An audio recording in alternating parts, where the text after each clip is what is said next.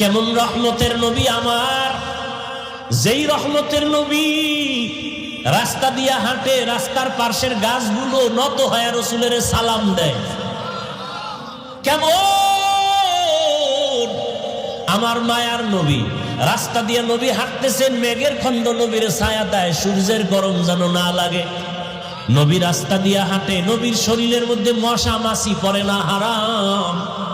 রহমতের নবীর ঘাম আম্মা জান আয়েশা রাদিয়াল্লাহু আনহা লেখেন, হাদিসে বলেন, নবীজির ঘাম আমি বোতলে ভরে রাখতাম, কারণ নবীর ঘামগুলো আমরা বড় বড় অনুষ্ঠানে মেশকো আতর হিসাবে ব্যবহার করতাম, কারণ রসুলের ঘাম থেকে মেশকের ঘেরাম।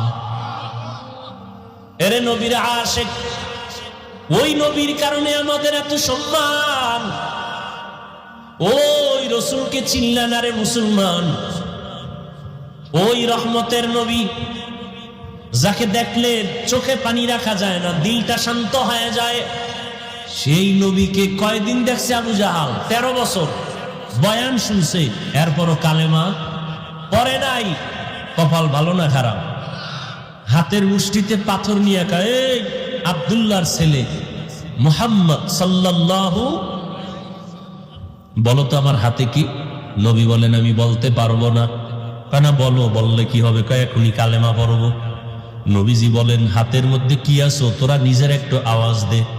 নবী এই কথা বলা মাত্র পাথরগুলো কালেমার আওয়াজ দিল জোরে জোরে। আবু জাহিল না পাথরগুলো মাটিতে ফালায় কয়, ও তুমি তো বড় জাদুকর। কপাল খারাপ, হেদায়েত হয় নাই। দেখেন হেদায়েত কত কঠিন জিনিস। আবার দেখেন অন্যদিকে 27 বছরের একটা যুবক তরবারি নিয়ে দৌড়ায়, নবীকে জবাই করবে। কয় বছরের যুবক? 27 বছরের যুবক নবীকে জবাই করার জন্য তরবারি নিয়ে দৌড়ায়, কিন্তু রসুলের সামনে গিয়া চেহারাটা দেখাই তরবারি ফালাইয়া নবীজির কদমে গিয়া ক্ষমা চায়, কয় ইয়া রাসূলুল্লাহ, আমাকে আপনি মাফ করে দেন, কালেমা পড়ায়া দেন।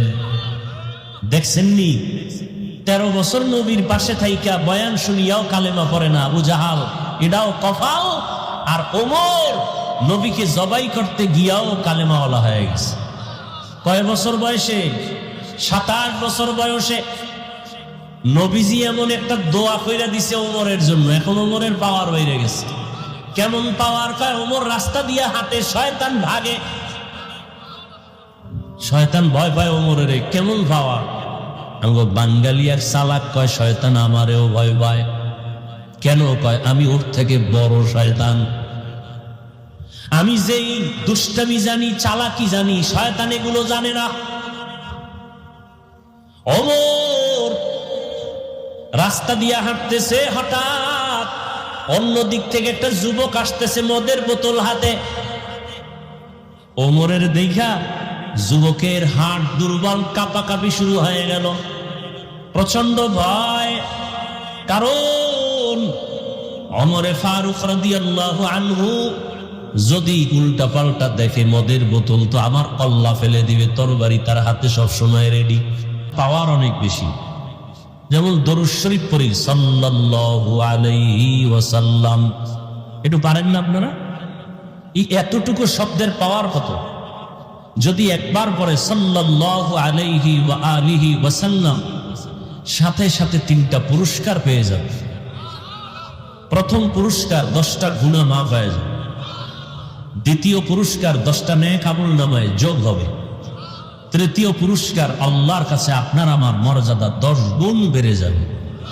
হর কে বাশুদ আমিলে সন্নুদম, হর কে বাশুদ আমিলে সন্নুদম, আতশে দোজখ শবদ বরওয়ে হারাম। দরুদ পড়বেন আর জাহান্নামে যাবেন, এটা হতে পারে না। আগুন কাছে আছে, গরম লাগবে না, এটা হতে পারে না। পানিতে নামবেন, শরীর ভিজবে না, এটা হতে পারে না। আল্লাহকে আল্লাহ বলে ডাকবেন, রসুলের শানে দরুদ পড়বেন, জান্নাত পাবেন না, এটা হতে পারে না। কিন্তু আমরা তো আমল করি না, দুর্বল। একবার পড়লে 3 পুরস্কার। এই দরুদটা এত সংক্ষেপ, যদি 100 বার পড়েন কত লাভ। শুধু মরার পরে লাভ না, দরুদ পড়লে দুনিয়াতেও লাভ। আপনার ব্যবসায় ঝামেলা, দরুদের আমল করেন, সমাধান দরুদ। চাকুরিতে সমস্যা, দরুদের আমল করেন, সমাধান। ঘরে অসুস্থ রোগী, দরুদের আমল করেন, সমাধান। পৃথিবীতে দরুদের মতো পাওয়ারফুল কোনো আমল নেই। নফল আমলের মধ্যে পাওয়ারফুল এবং সহজ। আর একটা পাওয়ারফুল আমল, সহজ আমল, ইস্তেগফার। আস্তাগফিরুল্লাহ, আস্তাগফিরুল্লাহ, আস্তাগফিরুল্লাহ। হাসান বসরি রহমতুল্লাহ আলাইহি, জগৎ বিখ্যাত একজন কুতুবুল আলম, তিনি বলেন, রাত আসলে যেমন দিন থাকে না, দিন আসলে রাত থাকে না, ঠিক তেমনি ভাবে যারা ইস্তেগফারের আমল করে তাদের আমল নামায় কোনো গুনাহ থাকে না। ইস্তেগফার পড়তে কি ওযু লাগে? হাঁটতেছেন ইস্তেগফার করে, বসে আছেন ইস্তেগফারের আমল করে, গুনার কথা স্মরণ করে। ছোট ছোট আমল, ঘর থেকে ডান পা দিয়ে বের হন, সুন্নত। গাড়িতে উঠছেন, লঞ্চে উঠেন, বাহনে উঠেন, বিমানে উঠেন, 5টা সূরা পড়া উঠেন, বিসমিল্লাহ সহ, কুল ইয়া আইয়ুহাল কাফিরুন, এরপরে ইজা যা, এরপরে কুল হু আল্লাহ, এরপরে কুল আউযু বিরাব্বিল ফালাক, এরপরে কুল আউযু বিরাব্বিন নাস। এই 5টা সূরা বিসমিল্লাহ সহ পড়েন। কোন মুসিবত আপনাকে চলার পথে আকৃষ্ট করবে না, আঁচ করবে না, টাচ করবে না, বরং আল্লাহ ফেরেশতা দিয়ে আপনাকে হেফাজত করে ঘর পর্যন্ত আবার পৌঁছায় দিবেন। আমরা আমল করি না। ভিক্ষুক আসছে আপনার সামনে, খবরদার ধমক দিবেন না, কিছু দিয়া বিদায় করেন। কোন কোন সময় ভিক্ষুক আসলে ভিক্ষুক না, আপনাকে পরীক্ষা করার জন্য কোনো অলিও হতে পারে।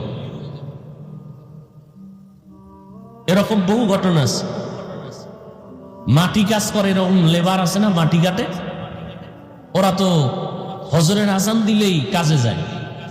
এখন তো সব নবাব জাদা হয়ে গেছে, এখন কাজের লোক পাওয়া যাচ্ছে না, এদের ডিমান্ড বেশি, এদেরকে খুঁজে পাওয়া যায় না, মোবাইল ব্যবহার করে বন্ধ রাখে, অনেক ডিমান্ড। আগে মানুষের দিল ভালো ছিল, কাজও করতো মন দিয়া, আর এখন ওভার টাইম করবে না, 1 মিনিট বেশি হলে জরিমানা নিয়ে নেবে মালিক থেকে। না হয় এমন এক কাম করতে যে একটা আকাম করবে যে মালিক আরো 50,000 টাকা লস করে দিল গোপনে। তো ওই রকম একটা লোক যাচ্ছে রাস্তা দিয়া কাজে যায়, হঠাৎ এক বুড়া মানুষ ভিক্ষুকের ভেসে এসে দাঁড়ায়, বলে, এই কই যাও? বলে, কাজে যায়। আমি গরিব মানুষ, আমাকে কিছু দিতে পারো? বা কি চাও? ওই অনেক আগের কথা। বলে, আমাকে 2 টাকা দাও। এখন তো 2 টাকা কোনো ভিক্ষুকও নিতে চায় না। 5 টাকা 10 টাকার নিচে দিলে বলবে, তুই তো আমার থেকেও ফকির, তোর ভিক্ষা দিব না। কথা ঠিক না? আল্লাহর কি কুদরত! এই লেবার জাতি, এদের পকেটে, বা পকেট তো নাই, ওই কাপড়ের ভিতরে খুচরা টাকা রাখে, 1 টাকা 2 টাকা 5 টাকা। আগে, এখন তো নোটও নেই। 2 টাকা দিল, দিয়া হাতটা ধরছে, এই দাঁড়াও, তুই 2 টাকা দিছো আমার তোর কষ্টের থেকে না মোহাব্বতে? বলে, মোহাব্বতে। বলে, কি চাও? বলে, কিছু চাই না। বলে, বল। ওই ছেলেটা আমাকে শুনেছে, কি চাও বল? আমি কিচ্ছু চাই না, মানে আজকে আমি দোয়া করে যাব। বল। ওই ছেলেটা দোয়া চাইলো যে আমি যেন মানুষের সেবা করতে পারি, মানুষের সেবা করতে পারি। ওরে এমন কিছু আমল দিছে আর বলছে, আমল দিয়া তুই যারে ফু দিবি এর রোগ ভালো হয়ে যাবে। আল্লাহর কাছে দোয়া করে দিছে। এই জন্য ভিক্ষুকের তাড়ায় দিবেন না, খারাপ ব্যবহার করবেন না, আমল বাড়ায় দেন।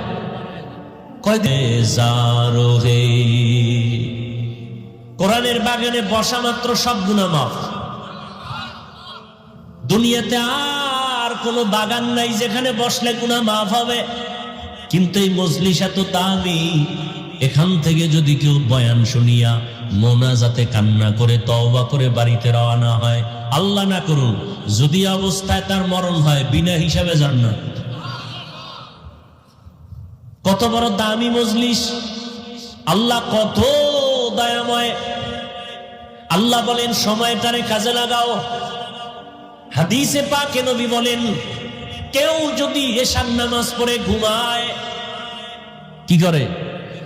আবার সকালবেলা ঘুম থেকে উঠিয়া যদি আবার ফজরের নামাজ আদায় করে, ঘুমের মধ্যে যেই টাইম গেল ওই টাইমটাও নেকের পাল্লায় ওজন হবে।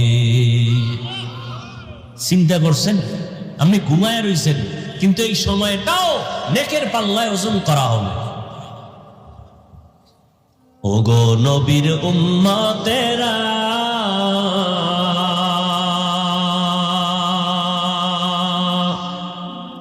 হয়ে আজি দিশাহারা, কোরআন হাদিসের চলো যখন যাহা চায় মনে, নবী বিনে কে তারাবে পুসিরাত মিজানে, নবী বিনে কে তারাবে পুসিরাত মিজানে। উম্মতের কান্ডারি নবী,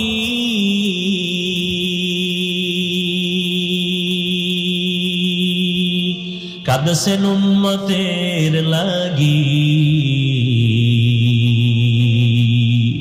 এখনো কাঁদেন নবীজি শুয়ে মদিনার বানে, নবী বিনে কে তারাবে পুসিরাত মিজানে, নবী বিনে কে তারাবে পুসিরাত মিজানে। এরে নবীর আশিক ও আমার কলিজার যুবক বাবারা, পর্দার আড়ালের মা বোনেরা, বৃদ্ধ বাবাজিরা, কয়দিন আর দুনিয়ায় বাঁচবেন?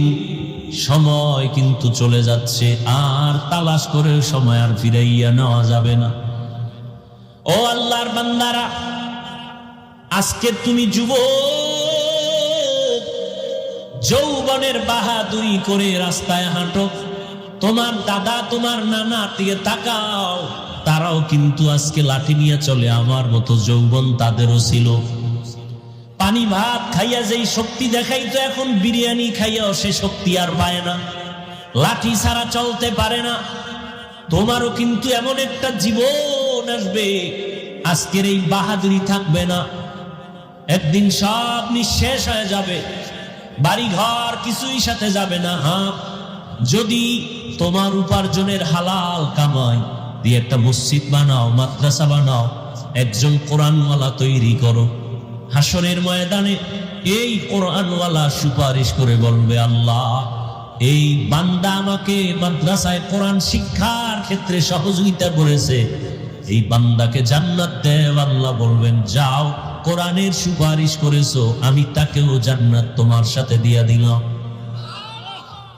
ভাইয়েরা আমার, আল্লাহ সময়টারে কাজে লাগাবার জন্য শপথ করেছেন। সময় বড় দামি এক সম্পদ, এই সময়টারে অবহেলায় কাটাইও না।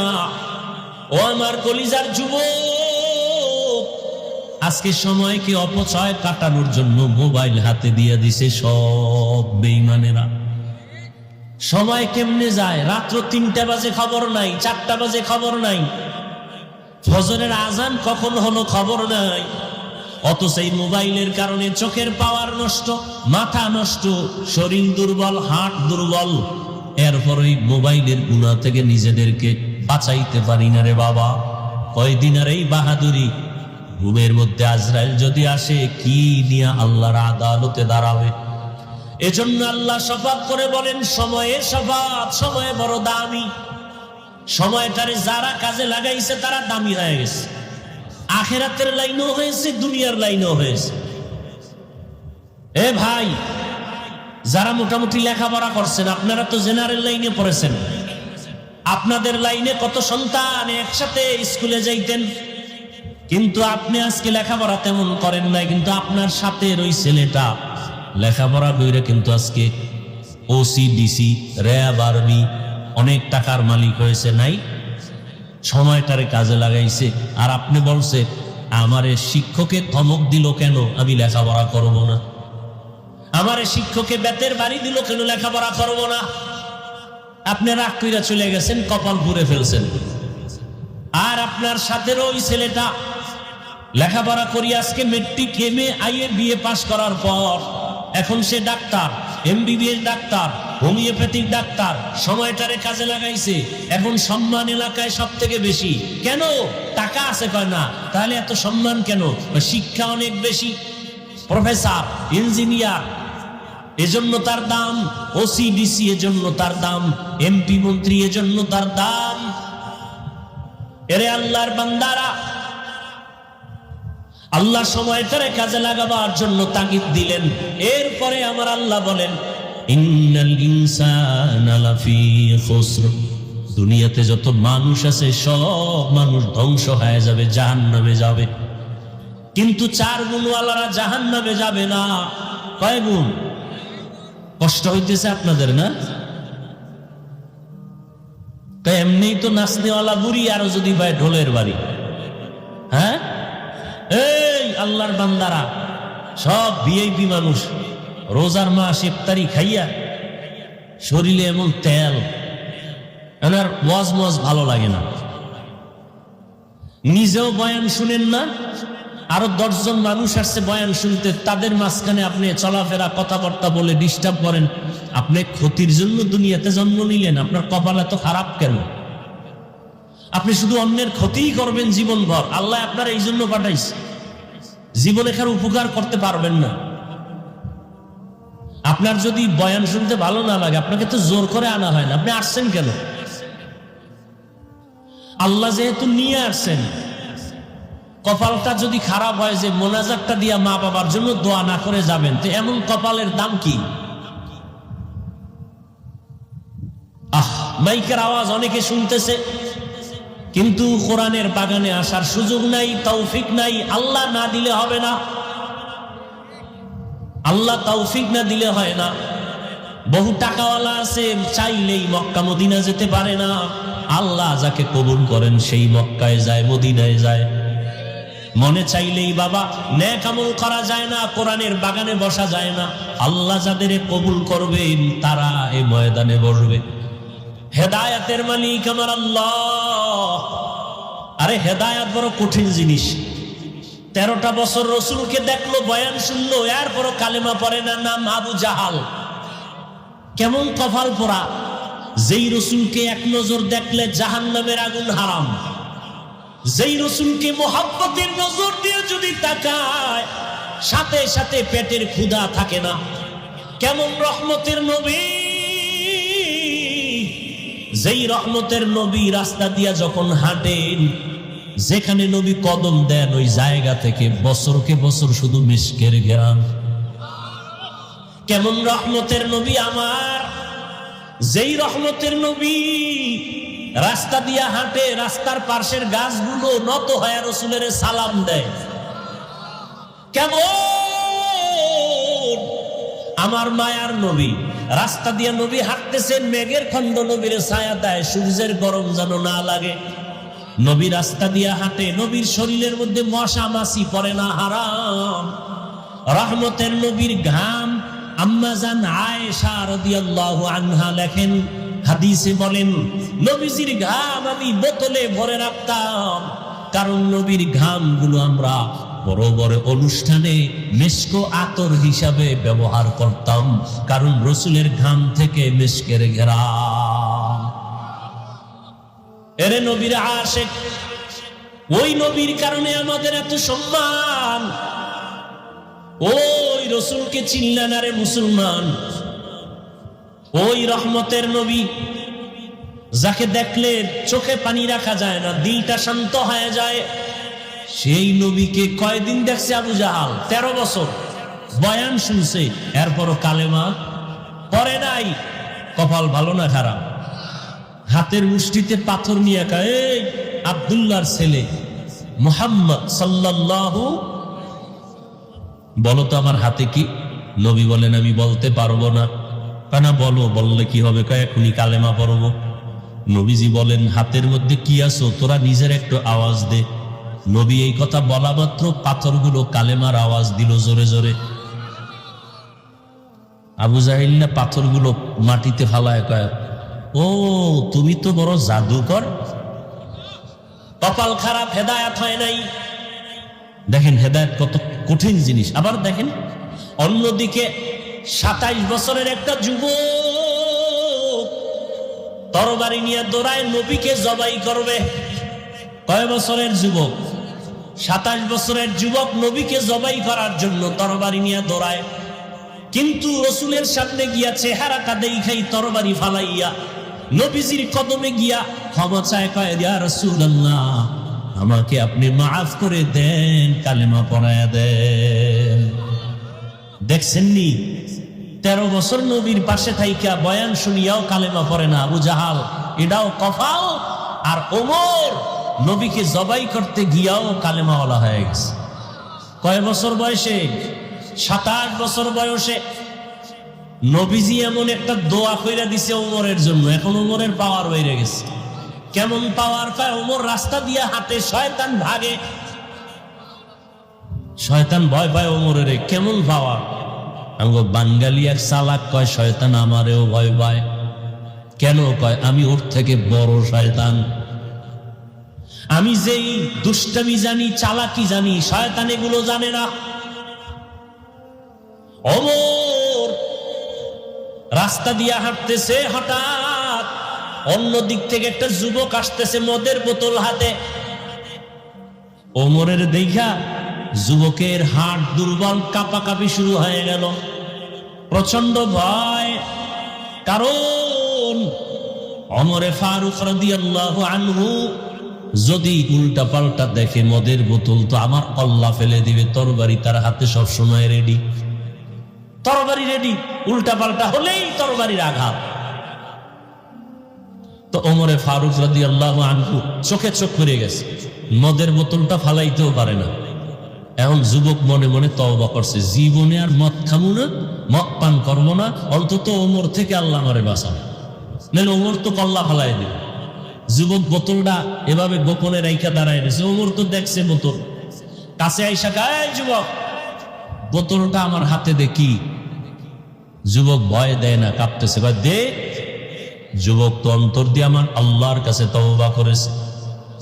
মদের বোতল, মদ সহ যখন ওমরের হাতে দেওয়া হয়, ওমরে ফারুক রাদিয়াল্লাহু তাআলা আনহু মদের বোতলটা হাতের মধ্যে নিয়ে তাকায় দেখে বোতলের মাঝে এক ফোঁটা মদও নাই, পুরা বোতলটাই সাদা দুধে ভরা। হরকে দারদ খৌফে হক দর দিলমদারুন, হরকে দারদ খৌফে হক দর দিলমদারুন, জন্নতুল মাওয়া দেহত হো রাম কাম জুজবা হক চি জে মখাজ ইনসো যা ফজলে কুআ মস্তে দরজুল্লা জাহা। ও আমার কলিজার যুবক বাবারা, বৃদ্ধ বাবাজিরা, পর্দার আড়ালের মা বোনেরা, আমি সারা বাংলাদেশে মানুষের পায়ে হাত রেখে বয়ান করি আর কথা বলি, আল্লাহর হুকুম অনুযায়ী চলবেন তার মানে, নবীর আদর্শ মেনে চলবেন তার মানে আমার মতো টুপি লাগায়া বড় হুজুর হইয়া পাগড়ি পরেন এটা না। বরং আমি বলবো যারা স্কুলে পড়ো যুবকেরা, ধন্যবাদ, আমি দোয়া করে গেলাম। স্কুলে পড়ো, কলেজে পড়ো, চাকরি করো, ব্যবসা করো, বাধা নাই। বরং তুমি ওখানে থাকিয়া নবীজির আদর্শ মেনে চলো, দেখবা তোমার জীবনটা ধন্য হয়ে যাবে।